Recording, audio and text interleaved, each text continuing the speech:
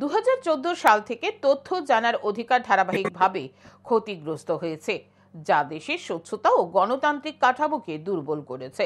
রবিবার প্রদেশ কংগ্রেস ভবনে সাংবাদিক সম্মেলনে এই অভিযোগ করলেন প্রদেশ সভাপতি আশিস কুমার সাহা।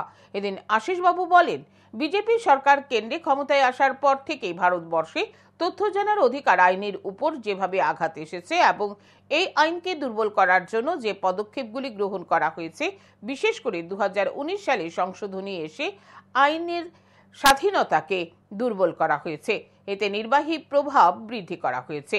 প্রদেশ কংগ্রেস সভাপতি আরও অভিযোগ করেন, তথ্য কমিশনারের স্বায়ত্তশাসনকে দুর্বল করা হয়েছে। তিনি বলেন, একসময় কমিশনারদের 5 বছরের মেয়াদ এবং সুরক্ষিত পরিষেবা এই আইনের শর্ত ছিল।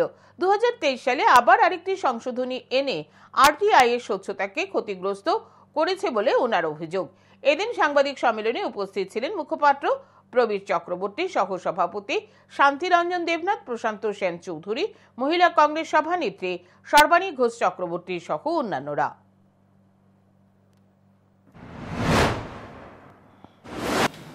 এটি নিশ্চিত করেছে যে দরিদ্রতম ব্যক্তিরা জীবনের সবচেয়ে মৌলিক প্রয়োজনীয়তা থেকে বঞ্চিত হবে না, বরং তথ্যকে ন্যায় বিচার এবং মর্যাদার একটি হাতিয়ারে পরিণত করেছে।